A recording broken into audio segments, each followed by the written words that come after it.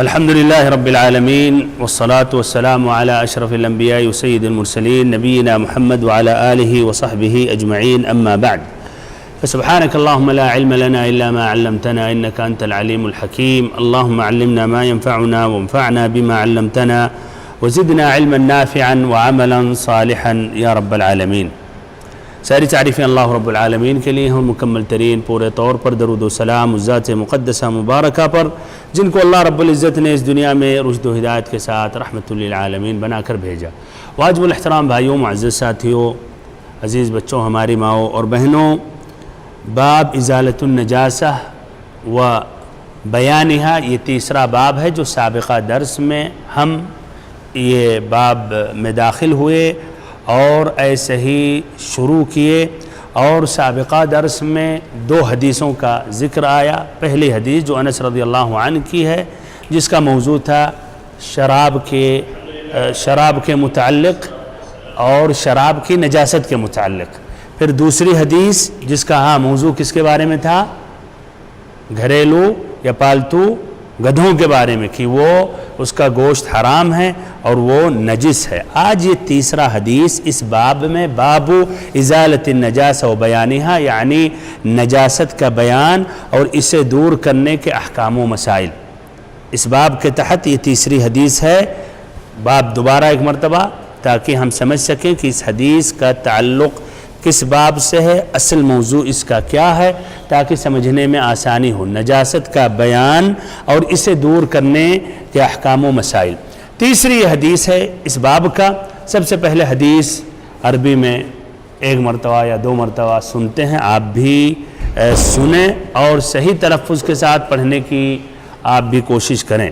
عن عمرو بن خارجہ رضی اللہ عنہ قال خطبنا رسول اللہ صلی اللہ علیہ وسلم بمنى وهو على راحلته ولعابها يسيل على كتفي یا كتفي، اس کی وضاحت ہوگی. اخرجه احمد والترمذي وصححه. عن عمرو بن خارجة رضی اللہ عنہ قال خطبنا رسول اللہ صلی اللہ علیہ وسلم بمنى وهو على راحلته ولعابها يسيل على كتفي. حدیث کا ترجمہ حضرت عمرو ابن خارجہ رضی اللہ عنہ سے مروی ہے کہ رسول اللہ صلی اللہ علیہ وسلم نے اپنی سواری پر مقام منی میں ہمیں خطاب فرمایا. اور اس سواری یعنی اونٹنی، جس کی تشریح ہوگی، سواری سے مراد کیا؟ اونٹنی. اور اس سواری اونٹنی کا لعاب دہن میرے کندھوں پر بہ رہا تھا. اسے احمد اور ترمذی نے روایت کیا ہے اور ترمذی نے صحیح قرار دیا ہے. اس حدیث کو امام ترمذی نے کہا یہ حدیث صحیح ہے. تو عمرو بن خارجہ رضی اللہ عنہ یہ صحابی رسول روایت کرتے ہیں منی کے وقت، یعنی حجۃ الوداع کے وقت نبی صلی اللہ علیہ وسلم کے ساتھ تھے، اور منی میں آپ نے خطبہ دیا جس میں آپ نے حجاج کو، اپنے ساتھیوں کو حج کے مسئلے مسائل کی وضاحت کی. کہتے ہیں اس وقت نبی صلی اللہ علیہ وسلم اپنے سواری پر تھے اور سواری کا لعاب دہن، اس کے منہ کا پانی ان کے کندھوں پر بہ رہا تھا. اب اس حدیث سے کیا فائدے ہیں؟ اور جہاں تک نجاست اور پاکی کے متعلق ہے، یعنی اونٹ یا اونٹنی کا لعاب، اسی کے متعلق انشاءاللہ اس کی وضاحت ہوگی، اور مزید اس سے متصل اور بھی جو باتیں اور ایسے ہی اس سے مستنبط جو احکام اور مسئلے مسائل اس کی وضاحت کی جائے گی. لیکن شروع میں ایک مرتبہ عمرو بن خارجہ رضی اللہ عنہ کا ترجمہ، اس لیے ان کا تذکرہ پہلی بار آ رہا ہے، بلکہ پہلی بار آ رہا ہے اور آخری بار آ رہا ہے، اس لیے ان سے صرف ایک ہی حدیث مروی ہے جو یہ حدیث ہے. تو عمرو بن خارجہ رضی اللہ عنہ، ان کا نام ہے عمرو ابن خارجہ ابن المنتفق الاسدی، ان کا شمار ہوتا اہل شام میں، اور ان سے عبد الرحمن ابن غنم نے اور شہر ابن حوشب نے روایت کی ہے، اور انہوں نے نبی صلی اللہ علیہ وسلم سے صرف ایک حدیث روایت کی ہے جو یہ حدیث ہے. لیکن یہ حدیث مختصراً ذکر کیا ابن حجر رحمہ اللہ نے. اس حدیث کی تکمیل اس طرح ہے کہ کہتے ہیں ادھر تو شروع حدیث بیان کیے ہیں ابن حجر رحمہ اللہ کہ خطبہ نبی صلی اللہ علیہ وسلم اپنی سواری پر دے رہے تھے اور اس کا لعاب دہن ہمارے کندھوں پر یعنی بہہ رہا تھا، لیکن کیا خطبہ ہے اس میں آپ جب رجوع کریں گے تو یہ ہے ان اللہ اعطى كل ذي حق حقه ولا وصیۃ لوارث والولد للفراش وللعاهر الحجر ومن ادعى الى غير ابيه او انتمى الى مواليه رغبة عنهم فعليه لعنة الله لا يقبل منه صرفا ولا عدلا۔ اس کی تشریح یا ترجمہ بھی ذکر کرنے کی ضرورت نہیں، اس لیے اصل جو موضوع ہے بھائیو ہم اس کی تشریح کر رہے ہیں۔ اب اس کے بعد اس حدیث کی تخریج، اس حدیث کی تخریج کس نے روایت کی ہے محدثین میں سے؟ ہاں تو ابن حجر رحمہ اللہ نے واضح کر دیا، کس نے؟ امام احمد نے اور ترمذی نے۔ ہاں تو امام احمد نے روایت کی اپنے المسند میں۔ اگر امام احمد کا ذکر آئے انہوں نے روایت کی، ان کی اور بھی کتابیں ہیں، لیکن اگر مطلقاً کہا جائے امام احمد نے روایت کی تو المسند مراد ہے، اس لیے یہی حدیث کی ان کی سب سے بڑی اور عظیم کتاب ہے۔ اور اگر مراد کتابیں ہیں مثلا کتاب الزہد مثلا یا فضائل الصحابہ تو اس کا ذکر کیا جاتا ہے۔ تو امام احمد نے روایت کی اپنی کتاب المسند میں مجلد 29 پیج نمبر 212 حدیث نمبر 17664۔ ایسے امام ترمذی نے اپنی کتاب الجامع یا السنن میں روایت کی ہے، پیج نمبر 487 حدیث نمبر 2121، ابواب الوصایا اور باب ما جاء لا وصیۃ لوارث۔ اور ان کے علاوہ بہرحال النسائی نے بھی روایت کی ہے اپنی کتاب السنن میں، پیج نمبر 515 حدیث نمبر 3672، کتاب الوصایا باب ابطال الوصیہ للوارث۔ ایسے ابن ماجہ نے بھی روایت کی اپنی سنن میں، پیج نمبر 391 حدیث نمبر 2712، ابواب الوصایا باب الوصیہ بالثلث۔ سبھی کے سب اس طریق سے، اس اسناد سے، قتادہ جو شہر بن حوشب سے روایت کرتے ہیں، جو عبد الرحمن بن غنم سے روایت کرتے ہیں، جو عمرو بن خارجہ رضی اللہ عنہ سے روایت کرتے ہیں۔ بہرحال اس سند میں یہ تمام محدثین جو روایت کرتے ہیں سب کا سند آخر میں جا کے ایک ہو جاتا ہے، سب جا کے ایک راستے پر ایک طریق پر مل جاتے ہیں۔ شروع میں مختلف چھوٹے راستے ہیں اسناد، شیوخ ان کے مختلف، لیکن آگے جا کر ایک طریق ہو جاتا ہے، ایک سند ہو جاتا ہے۔ تو اس میں شہر بن حوشب ان کے بارے میں کلام ہے، ہم تفصیل میں نہیں جائیں گے، لیکن ترمذی نے اس حدیث کو جو صحیح قرار دیا، اگر اس حدیث میں شہر بن حوشب میں کلام ہے تو صحیح کیوں قرار دیا؟ اس کی وجہ یہ ہے، اور یہ بھی بھائی اس کا تعلق مصطلح الحدیث سے ہے، اور یہ کچھ باریکیاں آپ اس طرح اس دروس میں سن رہے ہیں کہ محدثین کیسے حدیث ضعیف کلام تب بھی صحیح قرار دیتے ہیں، اور کبھی وہ اس راوی میں کلام ہوتا حدیث کو رد کر دیتے ہیں۔ تو اس کی وجہ یہ ہے کہ اس حدیث کے اور بھی طرق ہیں، اور بھی اسانید ہیں، اور بھی شواہد ہیں، تو وہ مختلف طرق اور شواہد کے بنا پر ترمذی نے اس حدیث کو صحیح قرار دیا۔ ان شواہد میں سے ایک حدیث دوسری ہے، انس رضی اللہ عنہ سے مروی ہے، جس کی روایت ابن ماجہ نے کی حدیث نمبر 2714۔ اس میں ہے انس رضی اللہ عنہ کہتے ہیں انی لتحت ناقة رسول اللہ صلی اللہ علیہ وسلم یسیل علی لعابها فسمعته یقول الحدیث، کہ میں نبی صلی اللہ علیہ وسلم کی اونٹنی کے نیچے تھا، ہاں پکڑے ہوئے ہوں گے یا بیٹھے ہوں گے، المہم اونٹنی اوپر ہے نبی صلی اللہ علیہ وسلم کی، اور اس کا لعاب دہن ہمارے اوپر بہ رہا ہے۔ پھر نبی صلی اللہ علیہ وسلم نے کہا اور حدیث کا انہوں نے ذکر کیا۔ تو یہ بھائیو ایک اور شاہد سے مراد یعنی ایک اور صحابی رسول اسی معنی پر، اسی حدیث کے معنی ذکر کرتے ہیں، اسی حدیث کا مفہوم اور معنی ذکر کرتے ہیں۔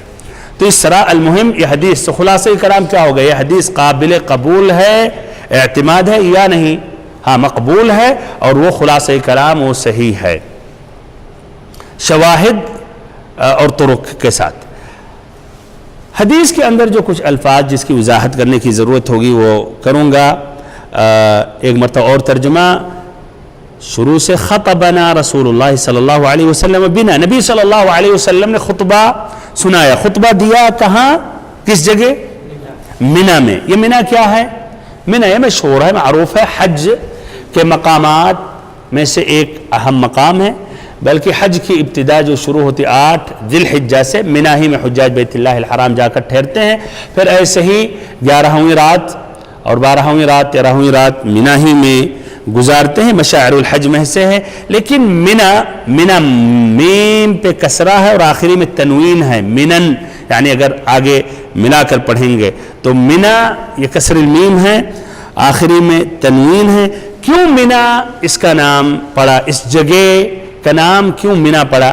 اس لیے کہ تمنا فیہ دماء الہدایا، اس لیے ہدایہ کے جو جانور ہیں جو حجاج بیت اللہ الحرام پیش کرتے ہیں، تمنا یعنی تراق بالذبح والنہر، اس لیے اس کا ذبح کیا جاتا ہے اور اس کے ذریعے جو اللہ کا قرب حاصل کیا جاتا ہے۔ تو یہ جو ذبح کرنا، خون بہانا، اس کو کہا جاتا ہے کیا؟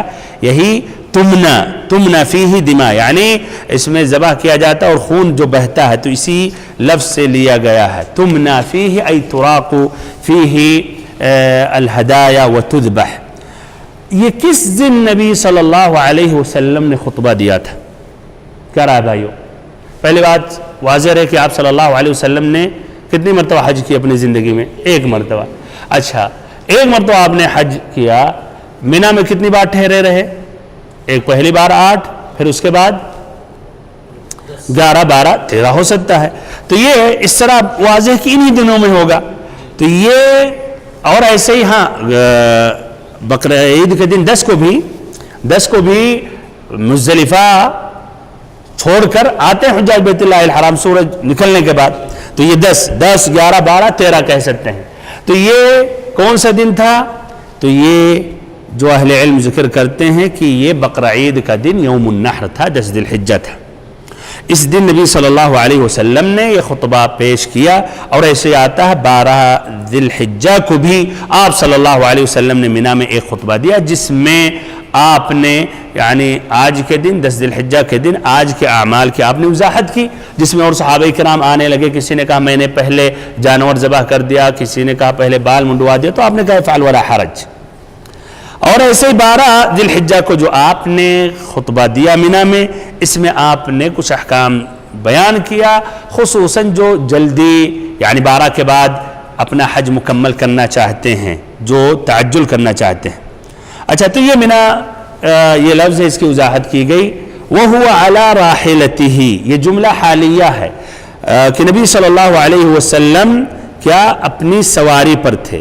الراحلہ کس کو کہتے ہیں؟ سواری کو، جو اونٹ یا اونٹنی ہوتی ہے۔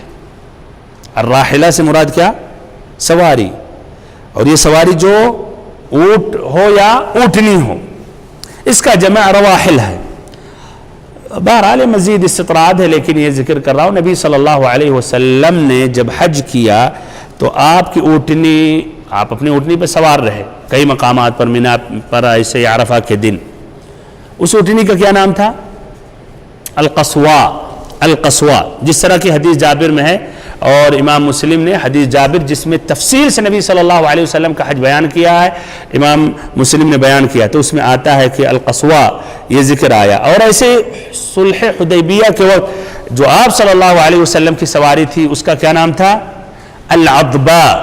بہرحال نبی صلی اللہ علیہ وسلم کے ہدی اور طریقے میں سے، یعنی آپ صلی اللہ علیہ وسلم کی سنت، آپ کا طریقہ یہ تھا کہ اپنے مویشی جانوروں کا نام رکھتے تھے، بلکہ اپنے یہاں تک کہ ہتھیاروں کا، تلواروں کا بھی نام رکھتے تھے۔ تو اگر کوئی اس طرح بھائیوں نام رکھ رہا گاڑیوں کا بھی، اس میں کوئی حرج نہیں، الگ سے اپنا نام رکھ رہا مثلا، تو اس میں کوئی حرج نہیں، بلکہ نبی صلی اللہ علیہ وسلم کا یہ طریقہ، آپ کی یہ سنت ہے۔ وَهُوَ عَلَى رَاحِلَتِهِ وَلُعَابُهَا يَسِيلُ عَلَى كَتِفِهِ وَلُعَابُهَا، لعاب دہن، جو ہونٹ سے منہ سے جو پانی نکلتا ہے، یسیلو مانے یعنی بہ رہا تھا، عَلَى كَتِفِهِ، کتفی کہیں گے تو مفرد ہے ہمارے ایک کندھے پر، اور کتفی کہیں گے تو کتفین، پھر وہ وہی کتفین اس لیے مضاف ہو گیا یا کی طرف، تو ہو گیا کتفی، اور نون حذف ہو گیا، تو یہ کتفی یا کتفی، افراد یا تثنیہ۔ اور یہ کتف جو ہے ادھر جو آیا ہے کتف، ترمذی کی روایت میں یسیل بین کتفی، ہمارے دونوں کندھوں کے درمیان بہ رہا تھا، تو ادھر تثنیہ کا ذکر آیا۔ تو بہرحال اتنا بڑا مسئلہ نہیں، ایک کتف کہیں ایک کندھے یا دونوں کندھے، ایک کندھے پہ بھی اگر بہہ گیا تو حکم ایک ہو گیا، دونوں کندھے پر تو یہ مزید اس میں تأکید ہے۔ بہرحال اس طرح حدیث کا یہ ترجمہ بھی مکمل ہو گیا اس کے الفاظ کے، یا اس حدیث کے الفاظ کی تشریح ہو گئی۔ اب اس حدیث میں جو اہم مسئلے مسائل اور احکام ہیں وہ بیان کر رہا ہوں۔ تو چلیے کیا رہا ہے، سب سے واضح مسئلہ کیا ہے جو اس حدیث سے ہم مستنبط کرتے ہیں یا استنباط کرتے ہیں، جو ہم لیتے ہیں وہ کیا ہے، اور جس کا تعلق اس باب سے ہے، باب ازالت النجاسہ و بیانہا سے، یعنی اونٹنی یا اونٹ کا لعاب پاک ہے اور یہ نجس نہیں ہے۔ کیا رائے ہے، صحیح ہے، واضح نہیں ہے؟ چلیے ایک بھائی نے اعتراض کر دیا کہ نہیں واضح نہیں ہے، اچھا، اور ان کے اعتراض کی وضاحت میں کر رہا ہوں، اس لیے اس میں تھوڑی ہے کہ بھائیو نبی صلی اللہ علیہ وسلم کو اس کا علم ہوا، آپ نے کہا کہ یہ پاک ہے، یہ نہیں آتا ہے نا، اسی لیے ایک اشکال ہے۔ کیا رائے؟ اچھا، بہرحال صحیح جو مسئلہ ہے کہ نہیں، پہلا جو فائدہ، پہلا جو حکم اس حدیث سے لیا جا رہا ہے کہ اونٹ یا اونٹنی کا لعاب دہن پاک ہے اور یہ نجس نہیں ہے، اس لیے کہ ظاہر یہ ہے، غالب گمان یہ ہے، اس حدیث کا مفہوم اس سے یہ بات واضح ہو رہی ہے کہ نبی صلی اللہ علیہ وسلم نے واللہ اعلم یہ لعاب دہن بہتے ہوئے عمرو بن خارجہ کے کندھوں پر آپ صلی اللہ علیہ وسلم نے دیکھا، اور پھر آپ نے حکم نہیں دیا کہ اسے اب دھل لیں۔ اب جب حکم نہیں دیا کہ آپ دھل لیں تو اس سے واضح ہوا کہ وہ پاک ہے، اور جب آپ نے اقرار کیا اور آپ نے یہ واضح نہیں کیا کہ دھل لیا جائے تو یہ اس سے یہ استنباط کرتے ہیں کہ یہ پاک ہے اور یہ اس طرح دھلنے کی ضرورت نہیں۔ لیکن ممکن ہے کوئی اعتراض کرے کہ ہو سکتا ہے نبی صلی اللہ علیہ وسلم کو نہیں پتا، اتنے لوگ تھے، بزی تھے، لوگوں کے سوال جواب ہو رہی ہے، لعاب دہن ان کے کندھوں پر گر رہا بہ رہا، آپ کو کیا اس کی خبر، آپ کو کیا پتا؟ ممکن ہے۔ تو دیکھیے اللہ تعالیٰ کو تو پتا ہے یا نہیں، اللہ تعالیٰ کو اس کا علم ہے، اور اگر نجس ہوتا تو اللہ رب العزت اقرار نہیں کرتا، ضرور نبی صلی اللہ علیہ وسلم کو مطلع کرتا، مزید واضح کرنے کے لیے۔ اس لیے کہ بھائیو صحابہ کرام کے نزدیک یہ بات یہ تھا کہ جو چیز اگر غلط ہو رہی ہے تو اللہ تعالیٰ ضرور اخبار کرے گا، بتائے گا۔ اس کی کیا دلیل ہے؟ کتاب النکاح میں آئے گا العزل۔ جابر رضی اللہ عنہ کہتے ہیں کننا نعزل على عہد رسول اللہ صلی اللہ علیہ وسلم ولو كان شيئا ينهى عنه لنهانا عنه القرآن، کہ ہم نبی صلی اللہ علیہ وسلم کے زمانے میں، نبی صلی اللہ علیہ وسلم کے زمانے میں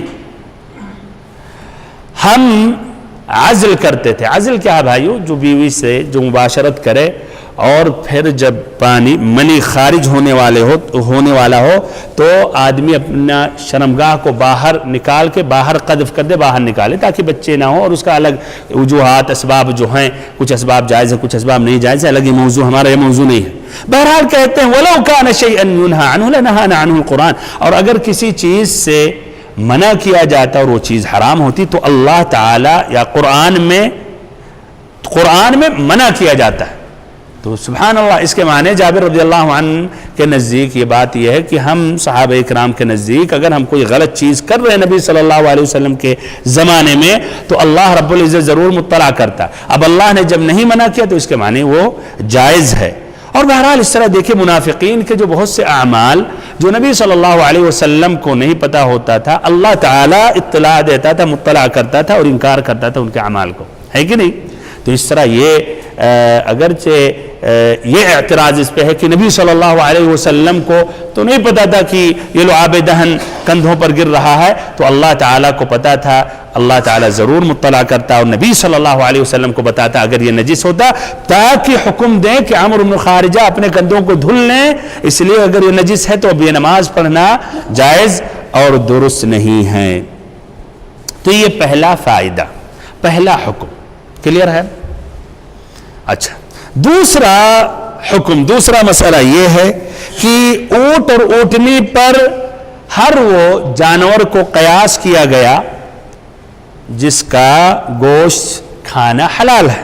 جس طرح گائے، ایسے ہی بھینس، اور ایسے ہی بیل، ایسے ہی بکرا بکری، یہ تمام چیزیں کیا، اس کا لعاب دہن، بلکہ بھائیوں مزید واضح کر رہا ہوں، پیشاب، میگنی، اس کے سائر فضلات اس کے جسم سے جو خارج ہوتے ہیں وہ پاک ہے. طبعا سوائے الدم المسفوح، شروع میں جب جانور ذبح کیا تھا شروع میں جو خون نکلتا ہے نجس ہے، جیسا کہ قرآن میں ہے. لیکن باقی پیشاب، میگنی، یہ سب کیا، پاک ہے. پاک ہے. اور یہ پہلے کہہ چکا ہوں ایک مرتبہ، پاک ہونے کا معنی یعنی اگر لگ گیا تو آپ نماز پڑھ سکتے ہیں، اس کا معنی نہیں ہے. ظاہر بات ہے آدمی مٹی بھی لگتا ہے دھل لے گا، یہ بھی دھلیں، یہ الگ بات ہے، لیکن پاک ہے. اگر وہ ہمیں نے کہا کہ ادھر بکری آئی اور شاید اس نے پیشاب کی ہے، کوئی حرج نہیں، نماز پڑھ سکتے، کوئی حرج نہیں. اس کی دلیل اور واضح طور پر، اور واضح ہو سکتا اس پہ اعتراض کہ اتنا واضح تو نہیں ہے، ادھر اتنا واضح نہیں، اور حقیقت میں اس کی دلیل اونٹ کے متعلق صحیح امام بخاری امام مسلم کی روایت ہے، قصۃ العرنیین، جو یہ اس قبیلے کے کچھ لوگ آئے اور پھر اسلام انہوں نے قبول کیا. بہرحال بیمار ہو گئے مدینہ کی فضا میں، تو نبی صلی اللہ علیہ وسلم نے کہا کہ جا کر جو الصدقہ کے جو کچھ اونٹ ہیں وہاں جا کر وہ کیا کریں، دودھ پئیں اونٹنی کا، اور اس کا پیشاب پئیں، اس کا دودھ اور پیشاب پینے کا حکم آیا. امرهم ان يشربوا من البان الابل وابوالها. اگر وہ نجس ہوتا ہے تو آپ صلی اللہ علیہ وسلم وہ اونٹ یا اونٹنی کے پیشاب پینے کا حکم نہیں دیتے. تو اس سے واضح ہوا کہ وہ پاک ہے. بلکہ بھائیو اس میں بہت بیماریوں کا علاج ہے، اور اس پہ کئی اطباء نے کتابیں بھی لکھی ہیں اونٹ کے پیشاب کے متعلق. اور ایسے ہی جہاں تک بکرے کے متعلق ہے تو نبی صلی اللہ علیہ وسلم سے پوچھا گیا اصلی فی مرابض الغنم قال نعم، کہ کیا جہاں بکرے رہتے ہیں، بکروں کا جو بنایا جاتا ہے الگ سے جگہ جو رہتی جہاں سوتے ہیں، جہاں کھاتے ہیں یا ٹھہرتے ہیں، آرام کرتے ہیں، وہاں ہم نماز پڑھیں؟ تو آپ نے کہا نعم. ظاہر بات ان جگہوں پہ پیشاب میگنے اس کے ہوتے ہیں، تو اس سے واضح ہو کہ پاک ہے. تبھی نبی صلی اللہ علیہ وسلم نے حکم دیا. نووی رحمہ اللہ کہتے ہیں کہ یہ متفق علیہ علماء کرام کے نزدیک. تو بہرحال اس طرح یہ دوسری بات بھی یا دوسرا بھی حکم واضح ہو گیا. یہ دو اہم مسئلے تھے اس حدیث سے. ایسے ہی اور بھی تیزی کے ساتھ کچھ اور احکام ذکر کرتے ہیں اس حدیث سے. تیسرا حکم یہ ہے کہ خطیب کو چاہیے کہ خطبہ کے دوران کچھ اونچی جگہ پر رہے، ممبر پر یا کرسی پر. کیوں؟ تاکہ اس کی آواز زیادہ واضح رہے اور اس کی بات میں زیادہ تأثیر رہے. ایسے ہی لوگوں کے نزدیک بھی یعنی مزید اہتمام ہو اس شخص کی بات سننے میں، اور ایسے سوال کرنے میں بھی آسانی ہو، خاصتاً جہاں مجمع بڑا ہے بھائیو. چوتھا فائدہ یہ ہے کہ نبی اکرم صلی اللہ علیہ وسلم کس قدر حریص تھے امت کو نصیحت دینے میں، سمجھانے میں، اللہ تعالیٰ کی طرف سے اللہ کے احکام کو بیان کرنے کے لیے. اس لیے آپ نے آج یعنی 10 ذی الحجہ کو آپ نے خطبہ دیا مستقل، اور ایسے ہی حجاج بیت اللہ الحرام کو بتایا کہ کیا کرنا چاہیے اور کیا نہیں کرنا چاہیے، اور حج کے مناسک اور اعمال کیا ہیں، جس سے رمی کے متعلق، بال منڈوانے کے متعلق یا چھوٹا کرنے کے متعلق، طواف زیارت کے متعلق. اور الحمدللہ آج بھی حج میں علماء کرام جاتے ہیں، حکومت کی طرف سے مترجمین بھی جاتے ہیں، مختلف جگہوں پر ٹھہرے رہتے ہیں اور سب کے سوالات کے جوابات کے لیے تیار رہتے ہیں. بلکہ فونوں کے ذریعے بھی 24 گھنٹے تک فتاوی بھائیوں دینے کے لیے بہت سے اہل علم بیٹھے رہتے ہیں. اس طرح جو حج کے لیے جو گروپ لے کر جاتے ہیں انہیں بھی اس کا اہتمام کرنا چاہیے، اپنے ساتھ اہل علم طلاب علم کو لے جانا چاہیے، نہ کہ مقصد صرف حج ادا کر لیں، اور ان کا مقصد ہونا چاہیے کہ زیادہ سے زیادہ پیسہ ہم کما لیں اس کے ذریعے. پانچواں حکم یہ ہے کہ وَهُوَ عَلَى رَاحِلَتِهِ، کہ آپ سواری پر تھے، کہ سواری پر، اونٹنی پر، اونٹ پر بیٹھ کر خطبہ دینا کیا جائز ہے یا نہیں؟ جائز ہے. کہ اس میں جائز ہے اگر اس میں مصلحت ہے، اور اس سواری کو کوئی نقصان اور تکلیف نہیں ہے. اس لیے ایک حدیث آتی ہے آپ صلی اللہ علیہ وسلم نے منع کیا, تو بہرحال دونوں حدیثوں میں جمع اس طرح کیا جائے گا. اگر اس میں اس سواری مثلا پتلی ہے, کمزور ہے اور اس کو تکلیف ہو سکتی ہے تو یہ جائز اور درست نہیں. لیکن اگر سواری الحمدللہ مضبوط ہے, تگڑی ہے اور اس پر بیٹھ کر کوئی خطبہ دے رہا ہے تو یہ جائز ہے جس طرح کی اس حدیث میں ہے. بہرحال اس کے علاوہ اور بھی کچھ تفصیلی باتیں ہیں, اس کو میں چھوڑتا ہوں اور آگے بڑھ رہا ہوں. اور اس سے پہلے اگر کچھ سوال ہے اس حدیث سے اگر تعلق ہے تو پوچھ سکتے ہیں, یا آخری میں بھی رکھ سکتے ہیں. اچھا پوچھیں اس حدیث سے اگر تعلق ہے. جو آپ نے جانور کا نام لیا اس میں پیشاب کے پاک ہونے کے لیے کون کون سے جانور شامل ہوئے؟ وہی ذکر کیا گیا یہ آیا, وہ جانور جس کا گوشت کھانا ہمارے لیے حلال ہے. تو جس کا گوشت کھانا حرام ہے وہ نہیں, جیسے بلی ہے اس کا گوشت کھانا حرام ہے کہ نہیں, تو اس کا پیشاب اور یہ وہ ناپاک ہے.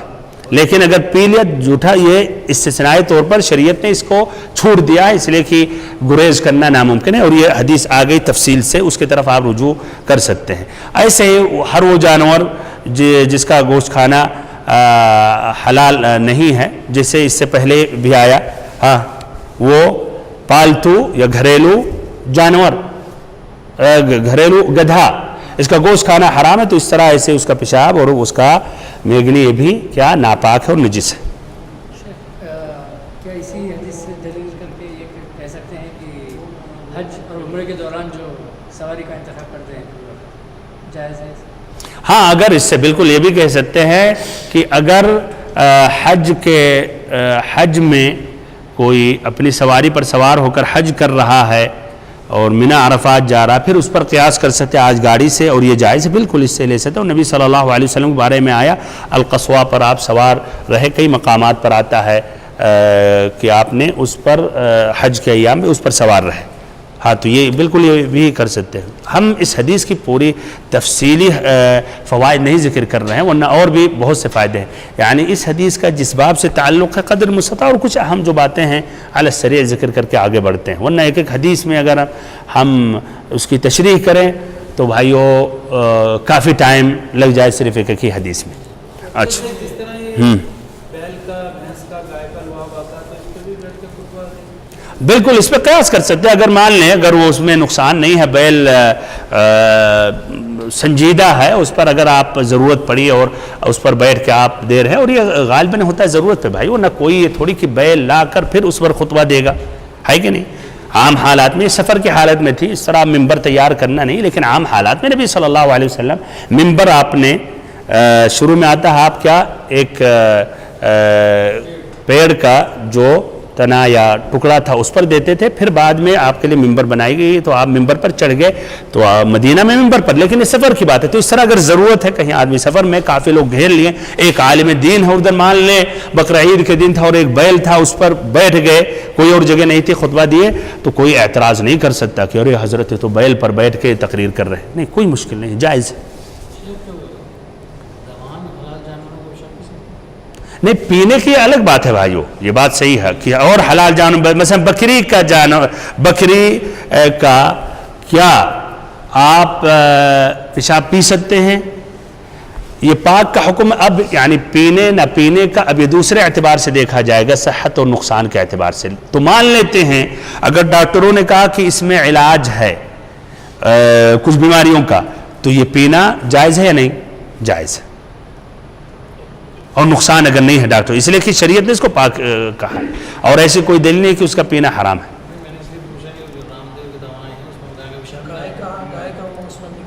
ہاں, تو اب جہاں تک پاک ہے وہ پاک ہے. اب طبی نقطۂ نظر سے اس میں نقصانات ہیں نہیں ہیں, تو انشاءاللہ واللہ عالم اس طرح کوئی حرج نہیں. یعنی کیا اگر وہ پاک ہے, لیکن بہرحال تب بھی اس کو مزید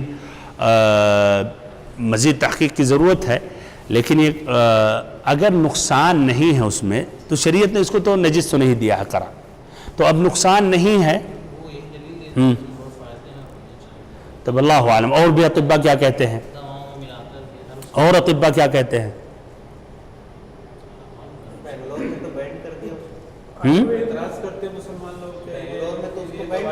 بہرحال تب اس کے معنی یہ, اگر یہ اس سے طویل بحث میں دیکھا جائے کہ طبی نقطۂ نظر سے بھی دیکھا جائے, اور ایسے ہی یہ بھی اہل علم کے اکابرین بڑے بڑے اہل علم کا یہ دیکھا جائے کہ اب کیا اونٹ یا اونٹنی کے پیشاب، اس کا تو حدیث میں آیا، نبی صلی اللہ علیہ وسلم نے خود حکم دیا پینے کے لیے، اب اس پہ تو کوئی دو رائے نہیں ہے کہ اونٹ کا پیشاب پینا یہ جائز ہے، اس پہ کوئی دو رائے نہیں ہے، نبی صلی اللہ علیہ وسلم کا وما ينطق عن الهوى۔ لیکن اب کیا اور جانوروں کا جو معقول اللحم ہے ان کا پیشاب پینا جائز ہے؟ یہ جاننے کے بعد، یہ واضح ہو جانے کے بعد وہ پاک ہے، تو یہ بھی حقیقت میں مزید اس میں ذرا تحقیق کی ضرورت ہے تاکہ مسئلہ ایک دم کلیئر ہو جائے۔ تو اللہ دیکھتے ہیں انشاءاللہ، اس کا بھی میں بھی دیکھتا ہوں۔ کہا جاتا ہے منی پاک ہے، تو بعض حضرات کہتے ہیں کہ پاک کہتے ہیں، تو اس کو یعنی وہ ہے نہیں، ہر چیز پاک ہو جانا نہیں کہ وہ آپ کے لیے کھانا پینا جائز ہو گیا، یہ ضروری نہیں ہے۔ ہر چیز پاک ہونا کوئی ضروری، لیکن ہر چیز جو کھانا جائز ہو پاک ہے، ہر چیز جو کھانا جائز ہے تو وہ پاک ہے، اور ہر چیز پاک ہے، کوئی ضروری نہیں کہ کھانا جائز ہے، جیسا پہلے گزر چکا ہے، تو اسی لیے اس میں بھی دیکھنا پڑے گا۔ بالکل بالکل، جزاک اللہ خیر، اور سابقہ کئی مرتبہ آیا۔ اچھا آگے بڑھتے ہیں اور وقت کا یعنی خیال کرتے ہیں۔ حدیث نمبر یہ 4 ہے اس باب میں، باب ازالۃ النجاسہ و بیانہا، نجاست کا بیان اور اسے دور کرنے کے احکام و مسائل۔ شروع میں حدیث عربی میں پڑھتے ہیں۔ عن عائشة رضی اللہ عنہ قالت كان رسول اللہ صلی اللہ علیہ وسلم يغسل المنی ثم يخرج إلى الصلاة في ذلك الثوب وأنا أنظر إلى أثر الغسل فيه، متفق عليه۔ ولمسلم لقد كنت أفركه من ثوب رسول الله صلى الله عليه وسلم فركا فيصلي فيه، وفي لفظ له لقد كنت أحكه يابسا بظفري من ثوبه۔ حدیث کا ترجمہ حضرت عائشہ سے روایت ہے، وہ فرماتی ہیں کہ رسول اللہ صلی اللہ علیہ وسلم یغسل المنی، منی کو دھویا کرتے تھے، یعنی کپڑے پر لگی ہوئی منی کو دھویا کرتے تھے۔ ثم يخرج الى الصلاة في ذلك الثوب، پھر اسی کپڑے کو زیب تن فرما کر، اسی کپڑے کو یعنی پہن کر نماز پڑھنے کے لیے تشریف لے جاتے۔ ثم يخرج الى الصلاة في ذلك الثوب، نماز کے لیے نکل جاتے تھے اسی کپڑے میں۔ وأنا انظر الى اثر الغسل فيه،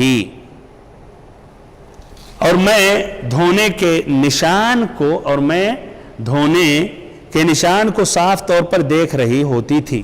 اس کی روایت امام بخاری امام مسلم نے کی ہے۔ ولی مسلم کے کچھ ایسے الفاظ ہیں، اور ظاہر بات ہے امام ابن حجر رحمہ اللہ نے جب الگ سے مسلم کے الفاظ بیان کیے تو اس کے معنی الفاظ بخاری میں نہیں ہیں، اور یہ ذکر کر رہے ہیں، اس لیے اس میں مزید کچھ فائدے ہیں۔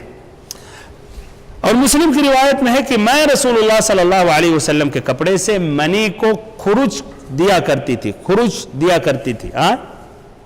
نکالنا ایسے خروج دیا کرتی تھی، پھر آپ اسی کپڑے میں نماز ادا فرما لیتے تھے۔ اور مسلم ہی کی ایک روایت میں اس طرح ہے کہ جب منی خشک ہو جاتی تو میں اپنے ناخن سے اسے خروج کر کپڑے سے اتار دیتی۔ تو اس طرح پہلا جو الفاظ بخاری مسلم کا، اس میں غسل کا ذکر ہے، دھلنے کا ذکر آیا ہے کہ نہیں؟ اور دوسری اور تیسری جو روایت ہے اس میں سوکھنے کے بعد اس کو کھرچنے کا ذکر آیا ہے۔ اس طرح دو یعنی اہم فرق دونوں میں یہی ہے، پہلا دھلنے کا اور دوسرے میں دھلنے کا ذکر نہیں آیا، سوکھنے کے بعد کھرچنے کا یا اس کو ہٹانے کا ذکر آیا ہے۔ دوسری میں یعنی تیسرے لفظ میں تو آتا ہے اپنے کس سے، اپنے ناخن سے، اور دوسرے میں یہ نہیں آتا ہے، یعنی اس سے ہو سکتا ہے لکڑی سے، کسی اور چیز سے۔ اچھا، تو یہ واضح ہو گیا ترجمہ۔ اب اس حدیث کی جو راویہ ہیں کون ہیں؟ عائشہ رضی اللہ عنہ، ان کا تذکرہ بلوغ المرام میں پہلی مرتبہ آ رہا ہے، اس لیے اختصاراً ذکر کر رہے ہیں۔ اگرچہ عائشہ رضی اللہ عنہ حبیبۃ رسول اللہ صلی اللہ علیہ وسلم، جن کی برات اللہ تعالیٰ نے ساتوں آسمان سے پیش کی، حقیقت میں مکمل ایک کیا کئی دروس کی ضرورت ہے، اور اس میں کافی عبرت اور فائدے ہیں تمام امت کے لیے، مردوں کے لیے خصوصاً عورتوں کے لیے، لیکن اختصاراً اس لیے جب بھی کسی بھی راوی کا ذکر آتا پہلی مرتبہ تو ہم کچھ نہ کچھ ان کے متعلق بیان کرتے ہیں۔ تو یہ الصدیقہ ہیں، بنت الصدیق، الصدیقہ بالکل سچی، جو الصدیق کی بیٹی ہیں، یعنی ابو بکر الصدیق عبداللہ ابن ابی قحافہ، ان کی کنیت ام عبداللہ ہے، ام المؤمنین ہیں، نبی اکرم صلی اللہ علیہ وسلم کی چہیتی بیوی ہیں، اور تمام نساء العالمین، پوری جہانوں کی عورتوں میں سب سے زیادہ سمجھ اور فقہ رکھنے والی، علم رکھنے والی یہ عورت ہے۔ ان کی ولادت ہوئی نبوت کے 4 یا 5 سال کے بعد، اور نبی صلی اللہ علیہ وسلم نے ان سے شادی کی خدیجہ رضی اللہ عنہا کے انتقال ہونے کے بعد ہجرت سے 3 سال پہلے، اس لیے خدیجہ رضی اللہ عنہا کا انتقال ہوا سن 10 نبوت، ہجرت سے 3 سال پہلے۔ اس وقت ان کی عمر 6 سال تھی، اور رخصتی ان کی ہوئی جب ان کی عمر 9 سال ہوئی۔ لا شک ادھر آج جو نبی اکرم صلی اللہ علیہ وسلم کے دشمن ہیں یہ مسئلے کچھ چھیڑتے ہیں، اور یہ ہمارا اصل موضوع نہیں ہے بھائیو، لیکن اختصاراً یہ ذکر کر رہا ہوں، اگر یہ نبی صلی اللہ علیہ وسلم کوئی شرعی یا عرفی یا عقلی یا اس وقت ماحول کی کوئی بھی مخالفت کرتے تو آپ کے دشمن آپ کو نہیں چھوڑتے، ضرور یہ آپ کے خلاف اس کو اچھالتے، جبکہ یہ نہیں آتا کہ آپ کے دشمنوں نے آپ کے خلاف اس کو اچھالا ہے کہ نہیں، آپ کو ساحر کہا، مجنون کہا، مثلا کئی چیزوں میں، اور یہ لا شک وہ سب جھوٹ اور زیادتی تھے، لیکن یہ مسئلہ نہیں چھیڑا آپ کے خلاف۔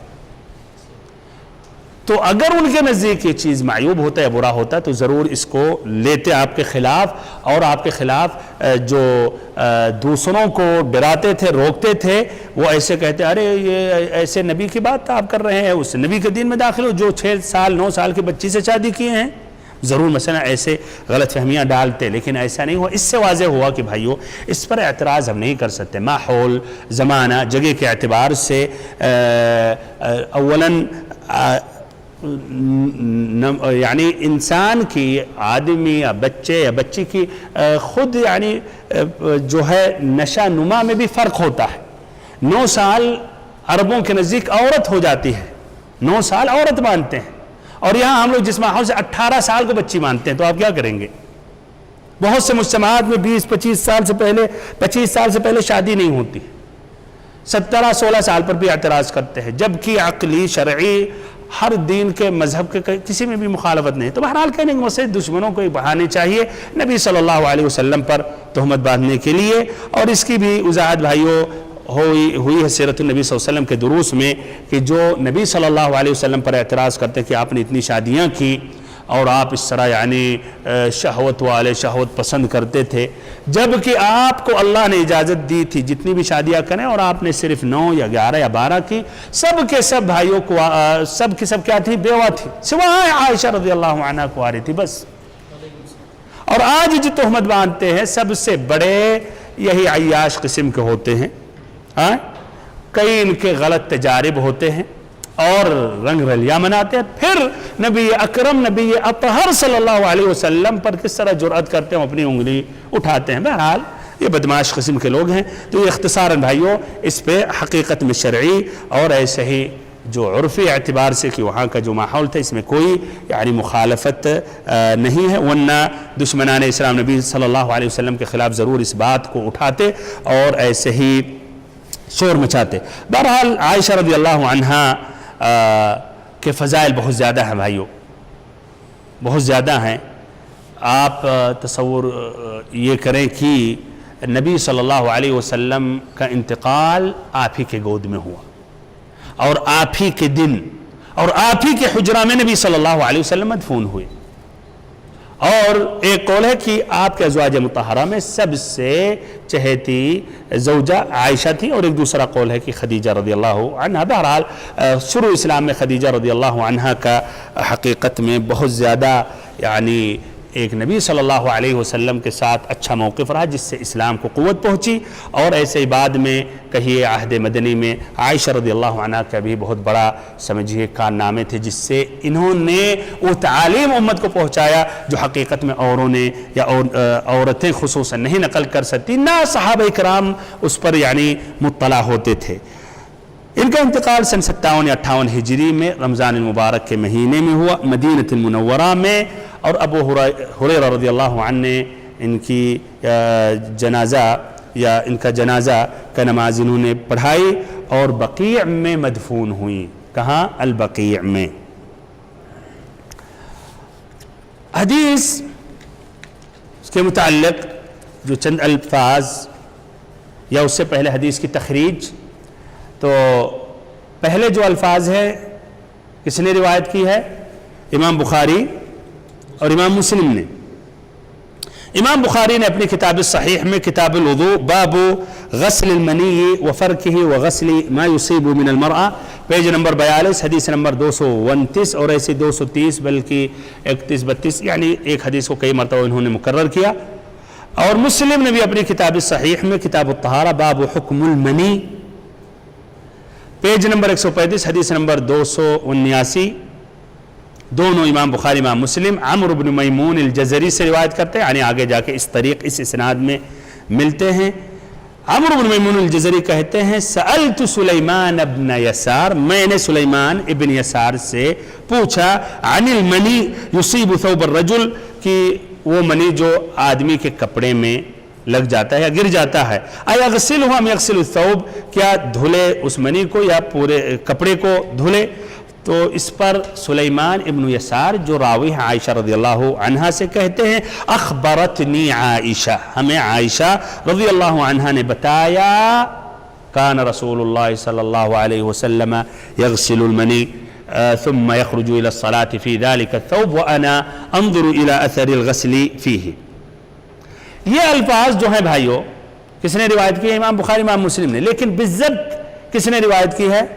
امام مسلم نے، اور امام بخاری کے کچھ مختلف ہیں، یعنی امام بخاری کے الفاظ اس طرح ہیں عن عائشہ قالت، پھر مقارنہ کیجئے اس سے كنت اغسل الجناب من ثوب النبي صلی اللہ علیہ وسلم فيخرج الى الصلاة وان بقع الماء في ثوبه، اس میں آتا ہے نبی صلی اللہ علیہ وسلم دھلتے تھے، اور بخاری کے اس میں ہے کہ میں نبی صلی اللہ علیہ وسلم کا کپڑا جو جنابت سے ہوتا تھا دھلتی تھی اور پھر نماز کے لیے نکلتے تھے، اور پانی کے قطرات یا آثار ثوب میں نظر آتے تھے، کپڑے میں نظر آتے تھے۔ بہرحال معنی ایک ہے، اور ادھر لیکن بالضبط اگر فرق کیا جائے تو یہ مسلم رحمہ اللہ کے الفاظ ہیں۔ دوسرا جو لفظ ہے المسلم، لقد كنت افركه من ثوب رسول اللہ صلی اللہ علیہ وسلم فرقا فيصلي فيه، اس کی روایت امام مسلم اپنی کتاب صحیح میں کی ہے، اسی باب میں یعنی کتاب الطہارہ باب حکم المنی میں پیج نمبر 134 حدیث نمبر 288، علقمہ والاسود سے جو روایت کرتے ہیں عائشہ سے، اس کے معنی راوی عائشہ سے ادھر مختلف ہیں۔ تیسرا جو لفظ ہے کس نے روایت کی؟ امام مسلم نے، اسی باب میں پیج نمبر 135 حدیث نمبر 290، کس طریق سے؟ عبداللہ ابن شہاب الخولانی سے جو روایت کرتے ہیں عائشہ سے۔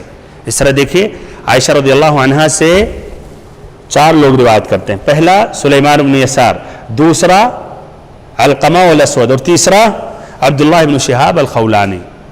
اور ایک یہ سبب ہے جس کی وجہ سے الفاظ میں کچھ آگے پیچھے ہیں اور کہیں کچھ مزید تفصیل ہے جس طرح تیسرے الفاظ میں، لیکن وہ اس کی تفصیل میں جانا نہیں چاہتا ہوں۔ بہرحال اس طرح بھائیوں واضح ہوا فرق کا جو لفظ آتا ہے، فرق سے مراد کیا؟ یعنی کھرچنا، یہ بخاری میں ہے یا مسلم میں؟ مسلم میں۔ بخاری نے ذکر کیا فرق کا لفظ نہیں، لیکن سبحان اللہ الامام البخاری نے جو حدیث درج کی ہے کتاب الوضوء میں باب میں فرق کا لفظ انہوں نے ذکر کیا۔ دیکھیے فقہ سبحان اللہ امام بخاری، یعنی کہا باب غسل المنی وفرکہ وغسل ما یصیب من المرأة، تو کیوں نہیں ان الفاظ کو ذکر کیا امام بخاری؟ ہو سکتا ہے کوئی وجہ ہے، اس لیے وہ اعلیٰ درجہ کی صحیح حدیثیں بس بیان کرتے تھے، لیکن باب میں تراجم میں کچھ ایسی حدیثوں کا بھی حوالہ لے کر اس میں درج کر دیتے تھے۔ دیکھیے سبحان اللہ اس میں کتنی باریک۔ اچھا، تو انہوں نے اشارہ کیا اپنے باب کے ترجمہ میں، اور یہی وجہ ہے جس کی وجہ سے ابن حجر رحمہ اللہ نے دوسرا الفاظ بیان کیا، اس لیے پہلے الفاظ میں فرق کا لفظ نہیں آتا ہے، فرق کا لفظ نہیں آتا ہے، یعنی کھرچنے کا اور اس کو کسی چیز سے یعنی ہٹانے کا نہیں آتا ہے۔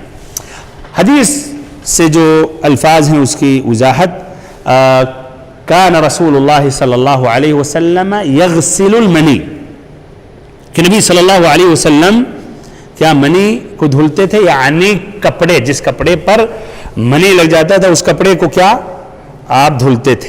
اچھا، کان یغسلو، یغسلو یہ فعل ہے نا، فعل ماضی ہے یا مضارع یا امر ہے؟ مضارع۔ مضارع سے کیا فائدہ ملتا ہے؟ استمرار اور تکرار کے لیے، ہے کہ نہیں؟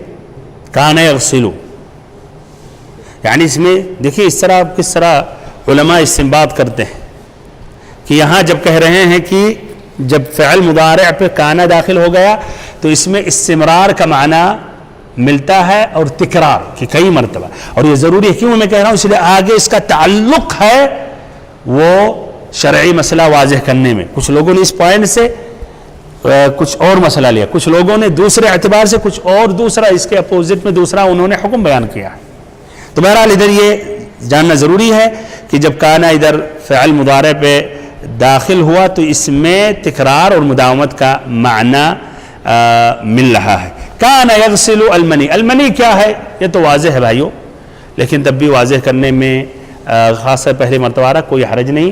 یہ منی جو سفید پانی ہے، ثقیل ہوتا ہے یعنی گاڑھا ہوتا ہے، اور قوت کے ساتھ نکلتا ہے شہوت کے وقت، یا شہوت کا جب اعلیٰ درجہ ہوتا ہے اس وقت نکلتا ہے، جس کے بعد آدمی یعنی فطور یا ٹھنڈا پڑ جاتا ہے یا کمزور ہو جاتا ہے، اور اس کے بعد شہوت رک جاتی ہے یا اس میں سکون آ جاتی ہے، وہ شہوت کی شدت نہیں باقی رہتی ہے۔ اور بھائیو جو آدمی کے آگے والے شرمگاہ سے جو نکلتا ہے وہ چار چیزیں ہیں، جس میں سے ایک المنی ہے، اور نمبر دو کیا ہے؟ المذی ہے۔ المذی اور منی میں فرق کرنا ضروری ہے، بہت سے لوگ نہیں فرق کرتے، جس کی وجہ سے اپنے آپ کو مصیبت میں ڈالتے ہیں، خاصتاً جاڑے کے موسم میں۔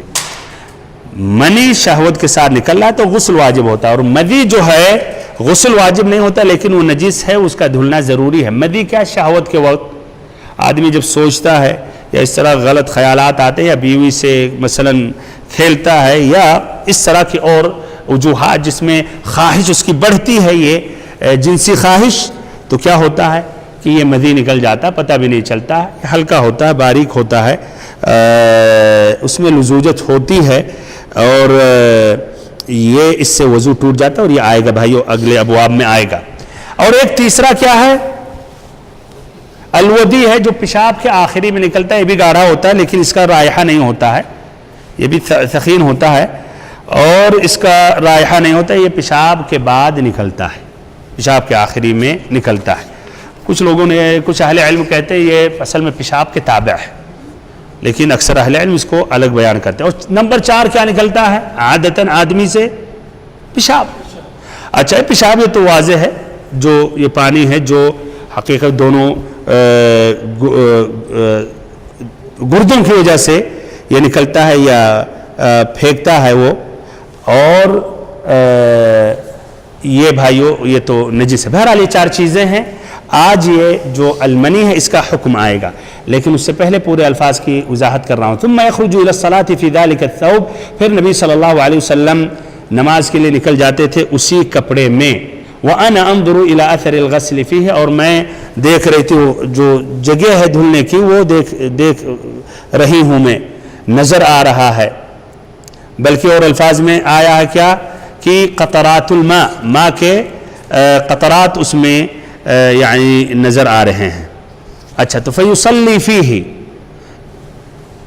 تو اس میں آپ نماز پڑھ۔ اچھا آگے مسلم میں لَقَدْ كُنْتُ أَفْرُكُهُ مِنْ ثَوْبِ رسول اللہ صلی اللہ علیہ وسلم فرقاً، فرق یعنی میں نبی صلی اللہ علیہ وسلم کے کپڑے سے، افرکو کا لفظ کا کیا معنی ہے؟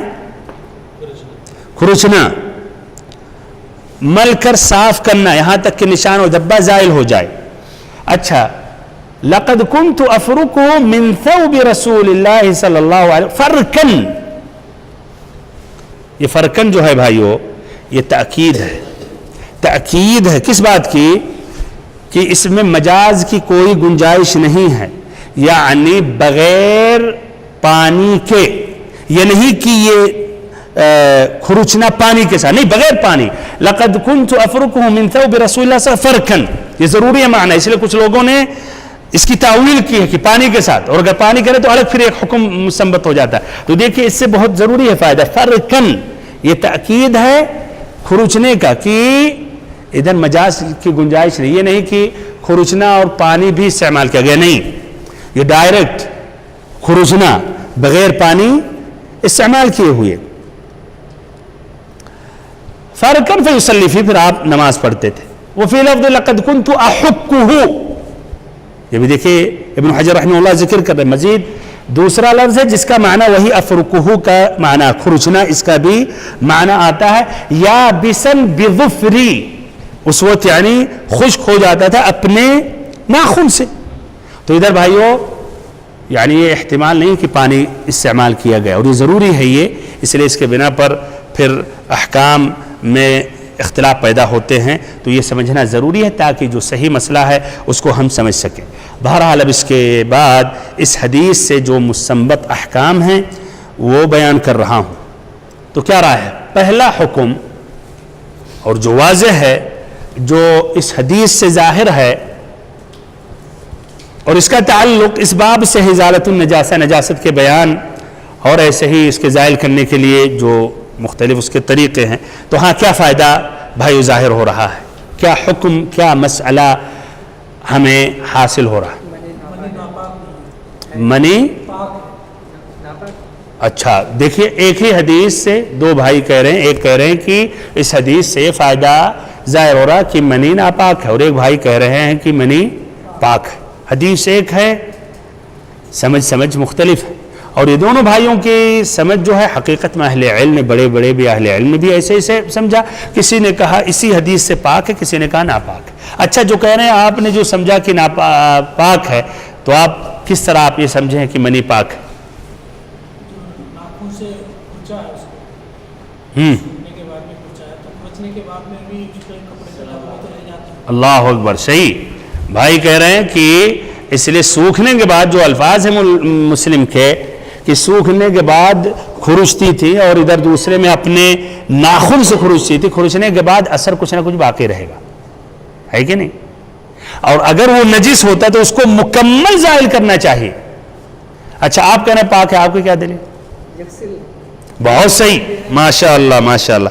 ہاں آپ کہہ رہے ہیں پاک ناپاک ہے کہ آپ صلی اللہ علیہ وسلم دھلتے تھے. اور ابھی مفردات میں آیا جب تشریح کر رہا تھا کہ کانا، یہ جو داخل ہوا یغسل میں، تو استمرار اور تکرار کے لیے تو آپ دھلتے تھے، اور آتا عائشہ دھلتی ہے مثلا، اور روایات کے الفاظ میں المہم نجس تھا تبھی تو دھلتے تھے. بالکل.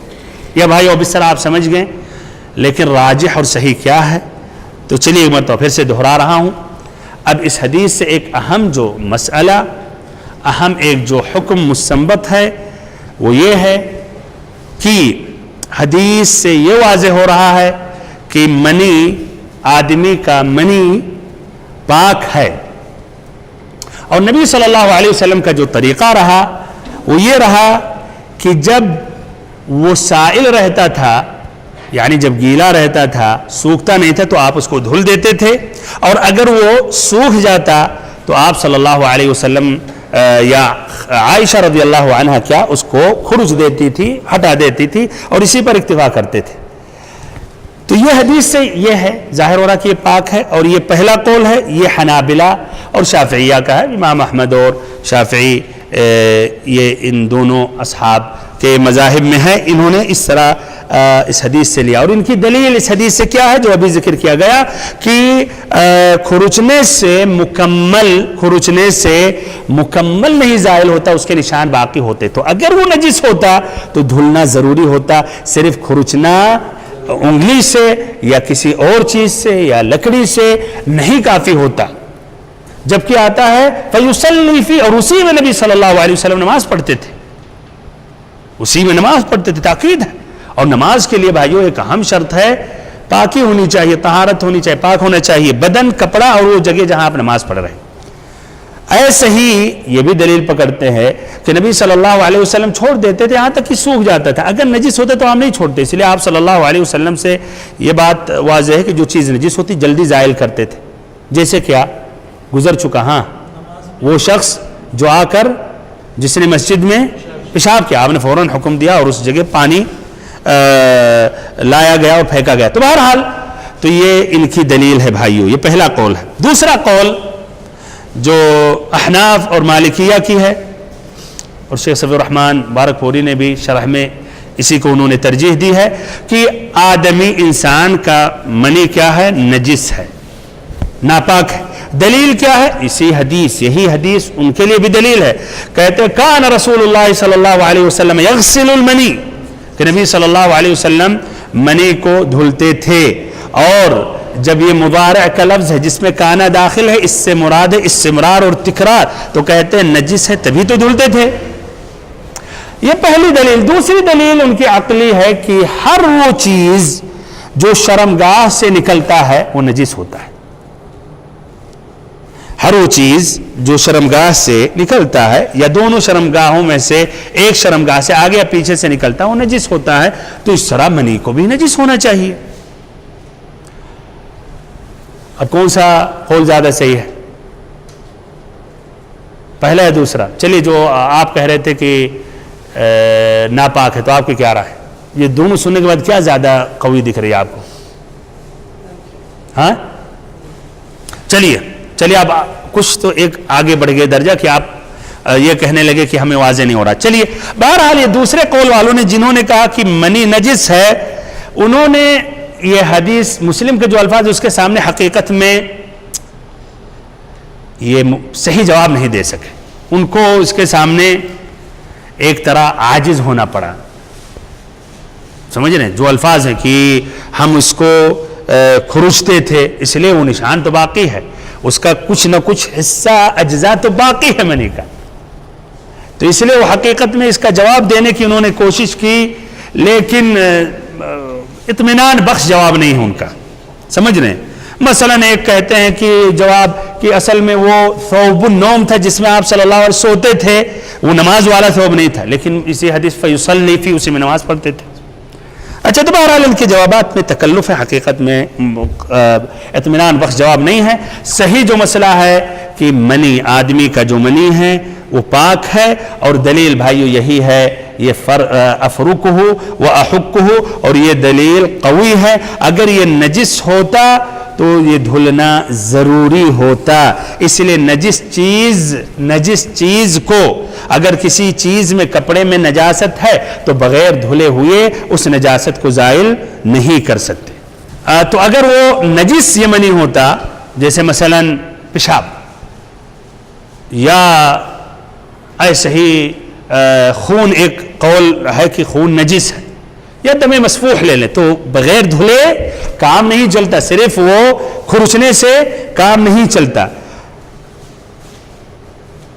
اچھا تو یہی صحیح ہے، یہاں تک اب یہ بات واضح ہو گئی، لیکن ایک بات اور مزید اضافہ کر رہا ہوں، ہو سکتا ہے کہ اشکال ظاہر کریں کہ جب وہ منی جب پاک ہے، ہو سکتا اصحاب قول ثانی کہیں تو اچھا، جب منی پاک ہے تو پہلی روایت میں کیوں آتا کہ نبی صلی اللہ علیہ وسلم دھلتے تھے؟ تو دھلنے کی کیا ضرورت ہے؟ اچھا ہاں، تو اس کا جواب یہ ہے کہ یہ محمول ہے استحباب پر، نہ کہ وجوب پر۔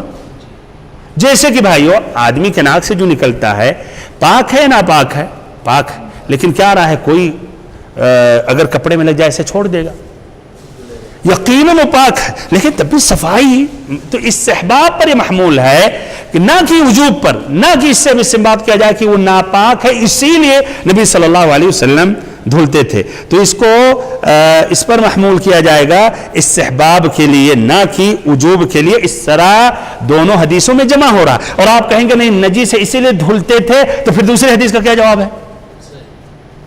تو ہم حدیثوں میں جمع کرنے کی کوشش کریں گے، نہ کہ ایک حدیث کو لے لیں گے دوسری حدیث کو رد کر دیں گے۔ یہ تو اور گمراہ فرقوں کا یہ ہے، کچھ ہیں مثلا المرجئہ وعد کی حدیثیں لے لیتے ہیں، وعید کی حدیثیں چھوڑ دیتے ہیں. خوارج کیا ہے؟ وعید کی حدیثیں لے لیتے ہیں، وعد کی چھوڑ دیتے ہیں. اہل سنت و جماعت دونوں میں جمع کرتے ہیں، کہتے ہیں اگر مؤمن ہے تو کافر نہیں ہے لیکن ضعیف الایمان ہے، قیامت کے دن اسی حالت میں مرے گا تو اس کو سزا بھی مل سکتی ہے لیکن ہمیشہ ہمیشہ کے لیے جہنم میں نہیں. سب پہ عمل کرتے ہیں. تو ایسے بھائی ہوئی بھی تو اس طرح یہ ہے اس کا یہ جواب. بہرحال اور بھی اس کے اندر ردود ہیں، اس کی وضاحت ہے. مزید یہ بھی ذکر کرتا ہوں، اور واضح کوئی حدیث نہیں ملتی ہے کہ نبی صلی اللہ علیہ وسلم نے حکم دیا کہ منی کو دھل لیا جائے. تو بہرحال خلاصہ کلام کہ منی یہ پاک ہے یا ناپاک ہے، تو جواب کیا ہے؟ پاک ہے، اور اس کی دلیل مسلم کے یہ الفاظ. دوسرا فائدہ یہ ہے، یہ واضح ہو جانے کے بعد کہ منی پاک ہے تب بھی بھائیو اس کو دھل لینا چاہیے، اس لیے کہ نبی صلی اللہ علیہ وسلم دھلتے تھے. اور حقیقت میں ایک طرح یہ معیوب رہے گا کہ آدمی اپنے کپڑے میں نکلے اور یہ اثرات یہ دکھیں یا منی کے اس کپڑے پر رہے، یعنی یہ مناسب نہیں ہے. تو اس طرح اس کو دھل لینا چاہیے. دوسرا فائدہ ہے. جہاں تک جواب ہے، دوسرا جو قول ہے کہ قیاس کرتے ہیں یا کہتے ہیں دونوں راستوں میں سے ایک راستے سے نکل رہا ہے تو نجس ہے، تو وہ حقیقت میں یہ ہم یا پہلا جو قول ہے وہ لوگ کہتے ہیں ہم آپ کی بات مان ہی نہیں رہے ہیں کہ ہر وہ چیز جو شرمگاہ سے نکلے وہ نجس ہے تاکہ آپ کی یہ دلیل قابل قبول ہو. تو کہتے ہیں یہ دلیل جو استدلال ہی کر رہے ہو وہ استدلال کرنا ہی یہ غلط ہے. جس طرح کی بھائیو آدمی کے یعنی پیچھے سے ہوا جو خارج ہوتی ہے، ہوا جو خارج ہوتی ہے یہ ہوا وضو ٹوٹ جاتی ہے لا شک، لیکن کیا یہ نجس ہے؟ کیا رائے؟ اچھا چلیے واضح نہیں ہو رہا تو اس طرح واضح کر رہا ہوں. آدمی اگر گیلا کپڑا پہنا ہو اور ہوا خارج ہو رہی ہے تو کیا رائے ہے؟ اس کو دھلنا ہوگا وہ کپڑا یا نہیں دھلنا ہوگا. تو اس کا معنی کیا کہ ہوا یہ پاک ہے ناپاک ہے؟ پاک ہے. اگر ناپاک ہوتا ہے تو ضرور اس کے کچھ نہ کچھ یعنی اس کے اجزاء لگ جاتے، اس سے دھلنا ہوتا ہے. تو بہرحال یہ رد ہے کہ یہ کہنا کہ ہر وہ چیز جو دونوں راستے سے نکلے وہ نجس ہے، یہ اس پر یعنی اعتراض ہے. تو اس طرح وہ دلیل پکڑنا ان کا وہ دلیل ہی غلط ہے. اس کے علاوہ بھی کچھ اور بھی فائدے ہیں، وہ یعنی تیزی سے ذکر کرتا ہوں. مثلا عائشہ رضی اللہ عنہ کی فضیلت ہے جو نبی اکرم صلی اللہ علیہ وسلم کی خدمت کرتی تھی اور آپ صلی اللہ علیہ وسلم کا خیال کرتی تھی، آپ کے کپڑے دھلتی تھی. اور ایسے ہی اور جس طرح آتا ہے گھر کے شؤون میں نبی اکرم صلی اللہ علیہ وسلم کا ساتھ دیتی تھی. ایسے ہی چاہیے کہ عورتوں کو بھی اپنے شوہروں کی خدمت کریں. یہ الگ ایک مسئلہ ہے کہ کہاں تک شوہر کی خدمت واجب ہے ناواجب ہے. تو صحیح جو مسئلہ ہے کہ جو عرفاً عادتاً جو چیزیں عورتوں پر کرنا لازمی ہے تو وہ شوہر کے لیے واجب ہے. جیسا کھانا بنانا، کپڑا دھلنا عادتاً عورتیں ہی کرتی ہیں. تو کوئی عورت یہ کہے کہ نہیں ہم نہیں کریں گے، کچھ اہل علم کا فتویٰ ہے، تو حقیقت میں یہ صحیح نہیں ہے. لیکن اگر کچھ ایسے جگہوں پر یہ عادت ہے کہ عورتیں نہیں کرتی، خادم کرتا ہے، غلام کرتا ہے اور علیت القوم بڑے اس میں، تو خلاص اس پر واجب نہیں ہے. اور اگر کہیں ایسا ہے کہ کچھ چیزوں میں عورتوں کی وہ خدمت کرتی ہیں اور کچھ چیزوں میں نہیں کرتی ہیں، تو جس میں کرتی ہیں تو اس پر واجب ہے، جو نہیں کرتی اس پر واجب نہیں ہے. یہ ابن عثیمین رحمہ اللہ نے بلوغ المرام کی تشریح میں یہ خلاصہ ذکر کیا اور استدلال انہوں نے کیا وعاشروہن بالمعروف سورۃ النساء آیت نمبر 19 کہ ان کے ساتھ حسن معاشرت کرو. ان باتوں کے ساتھ اپنی بات میں ختم کر رہا ہوں اور بات مکمل ہو گئی. حقیقت میں ایک اور حدیث کی تشریح کرنا چاہ رہا تھا لیکن انہی باتوں میں وقت مکمل ہو گیا. اللہ تعالیٰ سے آخری میں دعا کرتا ہوں کہ اللہ رب العزت ہم سبھی کو علم نافع عطا کرے اور ہم سبھی کو صراط مستقیم پر چلائے.